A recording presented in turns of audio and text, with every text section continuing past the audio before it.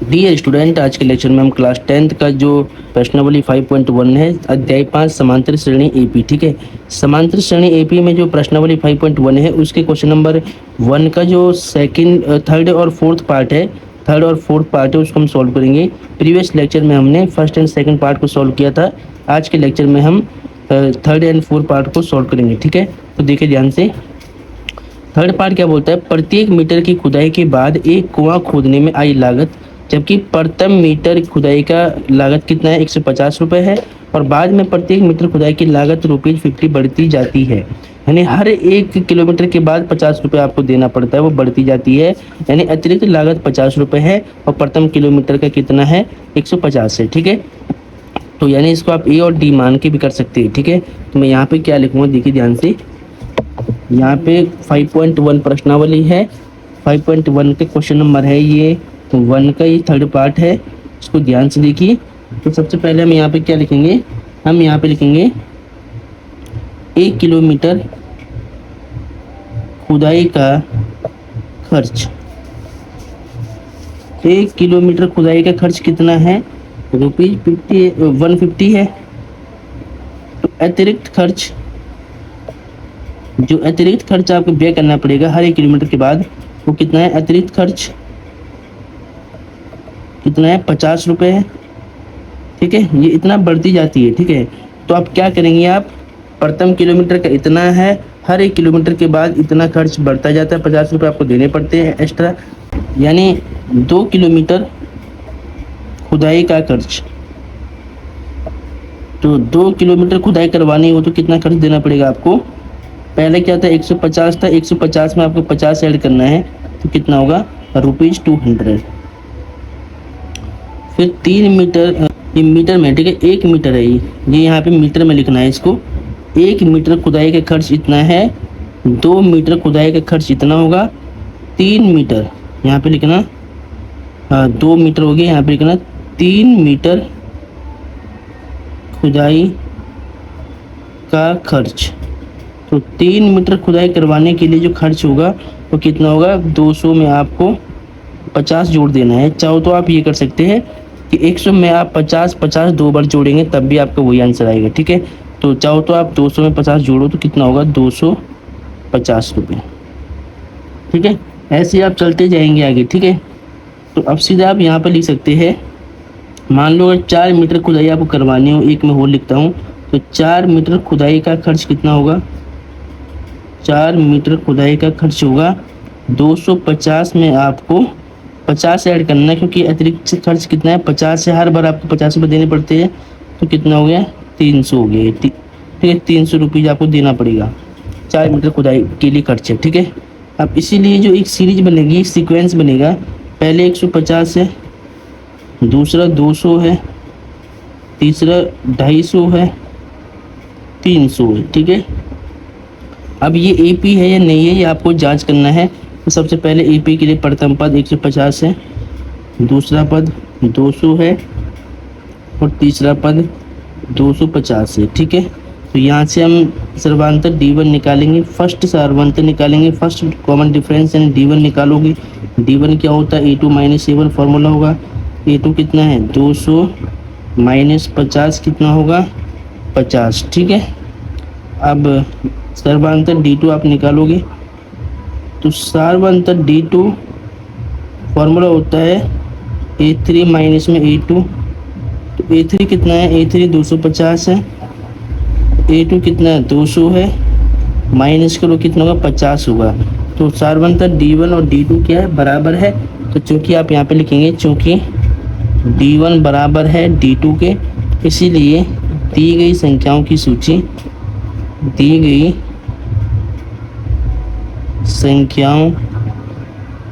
सूची एपी है। क्या है, एपी है, तो तभी एपी हो जाएगी। ठीक है, तो क्वेश्चन नंबर 5 का जो फर्स्ट है उसका थर्ड पार्ट आपने सॉल्व कर दिया है, अब फोर्थ पार्ट को हम सॉल्व करेंगे। डियर स्टूडेंट, 5.1 का जो क्वेश्चन नंबर 1 है उसके फोर्थ पार्ट को ध्यान से देखिए। खाते में प्रत्येक वर्ष का मिश्र धन, जबकि 10,000 रुपये की राशि 8% वार्षिक दर से चक्रवृद्धि ब्याज पर जमा की जाती है। यानी आपको मूलधन दिया हुआ है, पी की वैल्यू दी हुई है, आर है, रेट ऑफ इंटरेस्ट है 8%, और आपको चक्रवृद्धि ब्याज पर जमा की जाती है, तो आपको क्या बताना है, आपको एक एपी बताना है कि इससे एक एपी बनेगी नहीं बनेगी, ठीक है। और प्रत्येक वर्ष का मिश्र धन, ठीक है।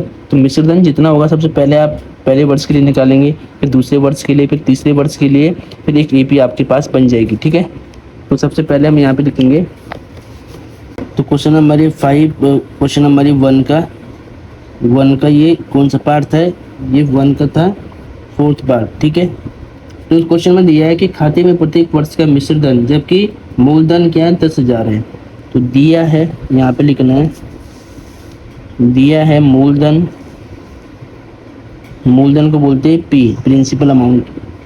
मूलधन है ₹10,000, ठीक है।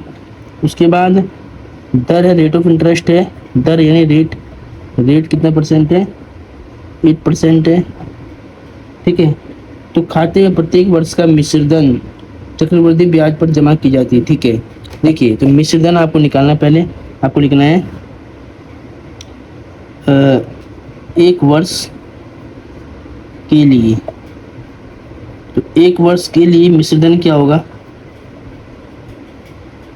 मिश्र धन यानी पहले आपको एक वर्ष के लिए मिश्र धन निकालना है, ठीक। तो मिश्र धन आप यहाँ लिख देना ऊपर।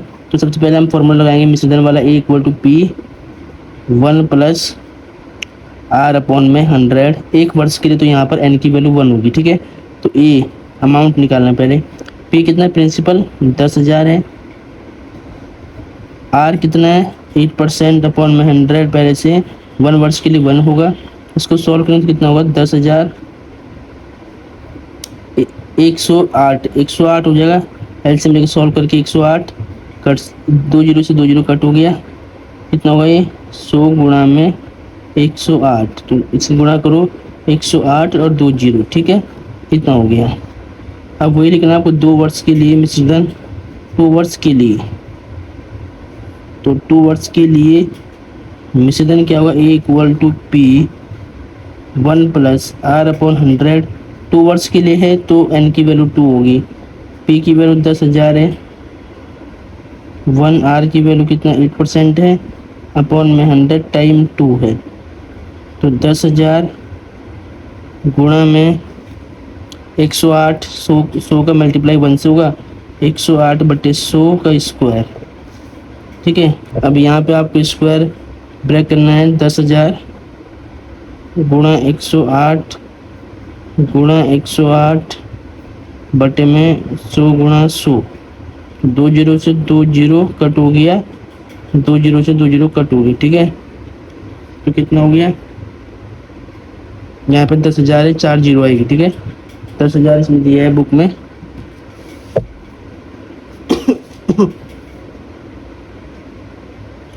ठीक है, 10,000 है। तो अब ये हो गया, यहाँ पर 4 जीरो कट हो गया, 108 का आपको स्क्वायर निकालना है। तो 108 का स्क्वायर आप कैसे निकालेंगे, देखिए, ठीक है। तो 108 गुणा 108 होगा आपका 11,664, ठीक है, इतना रुपीज हो जाएगा, ये अमाउंट हो जाएगा रुपीज में। अब आपको निकालना है, देखिए ये था दूसरे वर्ष के लिए, ये था पहले वर्ष के लिए, अब एक वर्ष के लिए आपको वो निकालना है। तो यहाँ पे आपको लिखना है तीसरे वर्ष के लिए, तीसरे वर्ष के लिए। तो तीसरे वर्ष के लिए A = P 1 + R/100 की होल पावर n फॉर्मूला है। A = P कितना है, 10,000 है, 10,000 1 + R कितना है 8% है, अपॉन में 100, n की वैल्यू क्या, तीसरे वर्ष के लिए 3 है, तो कितना होगा 10,000 गुणा में 108 बटे में 100 होगा, इसका मल्टीप्लाई इसमें करेंगे, 100 + 8 108 पावर में 3, कितना होगा 10,000, ठीक है, गुणा में 108 का क्यूब, 108 को 3 बार लिखिए आप,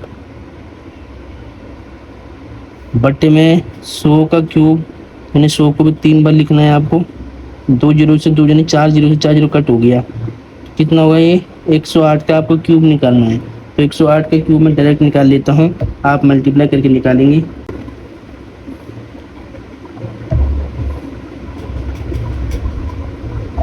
तो 108 का जैसे आप क्यूब निकालेंगे तो ये होगा 1259712 अपॉन में 100 है, 2 नंबर के बाद पॉइंट आएगा तो ये होगा 12597.12, ठीक है, इतना हो जाएगा।